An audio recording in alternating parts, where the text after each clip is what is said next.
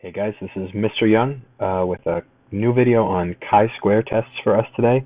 Not so much teaching the chi-square test, but we want to talk about which of the three chi-square tests that we've talked about before we want to use in a given scenario.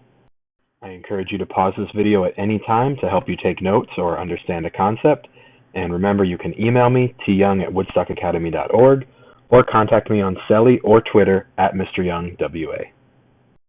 So far, we've talked about three different chi-square tests: the chi-square goodness of fit test, the chi-square test for homogeneity of populations, and the chi-square test for association, or sometimes known as the chi-square test for independence. While all three of these are called chi-square tests, each one is used for a completely different purpose and comes from a very different scenario.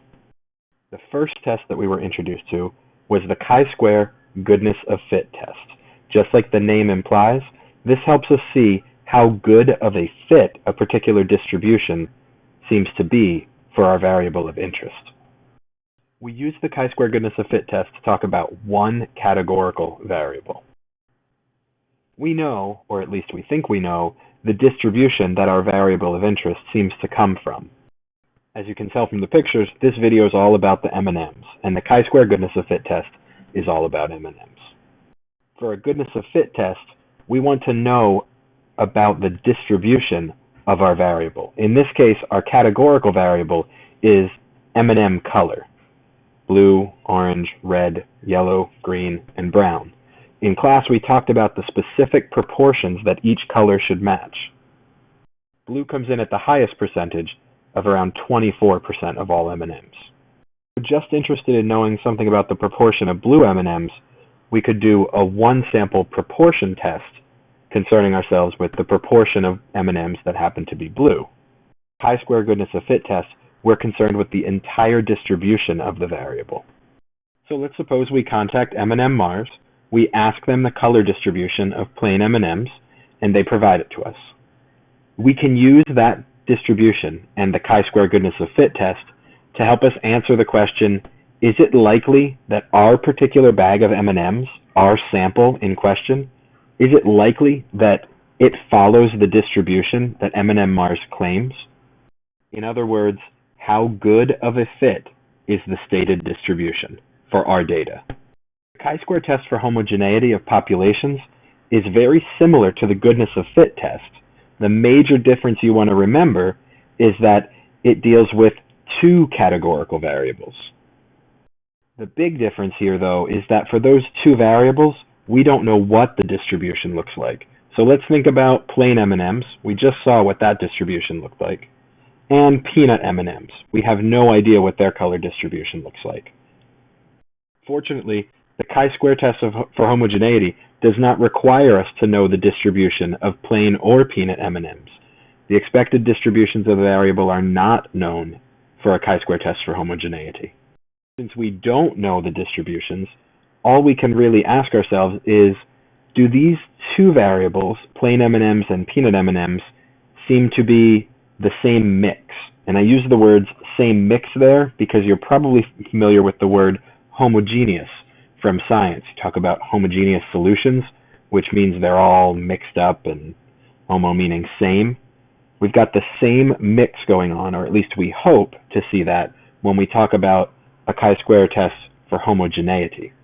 So since we're, again, not testing to see whether or not those variables follow some given or stated distribution that we could get from M&M Mars, we are testing to see, do these two variables seem to have the same distribution? So do plain M&Ms have the same type of color distribution as peanut M&Ms? The answer, by the way, is no, they do not have the same distribution. All different types of M&Ms have their own separate color distributions. Some are the same, but M&M Mars has provided color distributions for stat teachers that have hounded them for them. Last thing we want to say about the chi-square test for homogeneity is actually the most important. The two variables must come from separate samples from separate populations. We take a sample of plain M&Ms, a sample of peanut M&Ms, and those two separate samples we look at them and say, is it likely that the populations they came from seem to have the same mix? So once again, the two variables must come from separate samples from separate populations. And our third chi-square test is the chi-square test for association, or again, sometimes called the chi-square test for independence.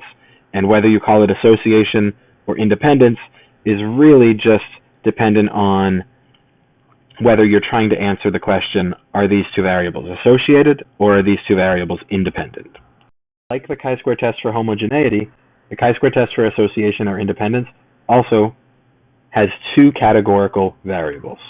The expected or stated distributions of each variable are again not known. We don't know anything about these distributions. The only time you're really required to have the distribution of the variable in question is for the chi-square goodness of fit test, because that test helps you answer, is this distribution a good fit?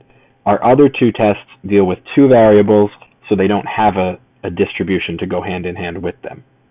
But the big thing, the huge difference, the thing you need to really focus on to keep the chi-square test for homogeneity separate from the chi-square test for association or independence, in the homogeneity test, we've got two variables from two separate samples from two populations.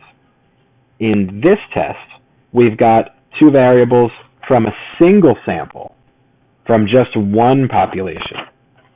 That's a little bit harder of a jump to make because we only have one population to work with. So with the background as our cue, let's focus on the one population of plain M&Ms. And what we need to do with that is break it down into two variables.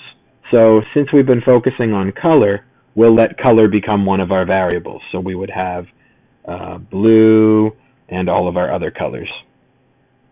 For our second variable, we need to focus on something else. There's not a whole lot more you can say about M&Ms other than color, but we're going to focus on what our background seems to be showing us, broken M&Ms. So we're going to record, remember it needs to be a categorical variable to go in the chi-square, whether our M&Ms come out whole or whether they are broken.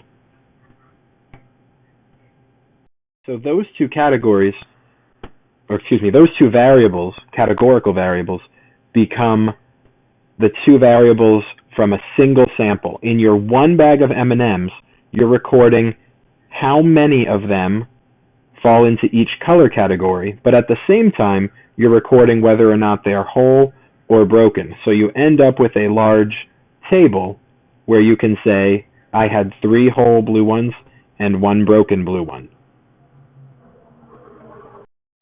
With this table, the question that we want to try to answer is there an association or some type of dependence between color and whether or not our M&Ms are whole or broken? Use this test if you frequently find that when you open a bag of M&Ms, many of your blue M&Ms happen to be broken. Maybe blue M&Ms, the candy shell, is a little bit thinner or made of something that cracks a little bit more easily than other M&Ms. So maybe you want to see if there's an association between the color of your M&M and whether or not your M&M remains whole or broken. That page up a little bit and just summarize. The chi-square test for association or independence helps us answer the question, are these two variables associated in some way?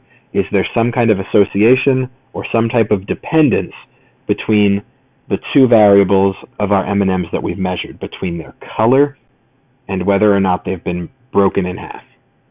So those are our 3 chi-square tests. We've got the chi-square goodness of fit test. We're going to use this guy when we want to answer the question, does our variable of interest seem to follow the distribution that we think it should? We could use this to test a die and see if it's fair. Are we getting 1/6 probabilities for every one of the 6 sides of this die, or 1/10 for a 10-sided die? And we also talked about using it to determine if our M&Ms have the right mix of colors. The chi-square test for homogeneity, that's to determine whether 2 different bags of M&Ms seem to have a similar mix. Are plain M&Ms and peanut M&Ms the same kind of color mix? And last, we've got the chi-square test for association, or the chi-square test for independence. And again, we use that when we've got one sample, but we're concerned with two variables from that sample. So I'm concerned with just one bag of M&Ms, whether or not there's some type of independence, or excuse me, I should say, some type of dependency on color affecting broken M&Ms. So are blue M&Ms more likely to break in the bag? Thanks for watching, everyone, and I hope this helped clear up some of your confusion on our 3 different chi-square tests that all seem rather similar. Remember, the mechanics for the tests are all the same. So every test is done in a similar fashion, but we really have to focus on the setting in each problem to know which test to do. If you've got any questions on this, you can always ask me in class, email me at tyoung@woodstockacademy.org, or find me on Twitter or Selly at Mr. Young WA.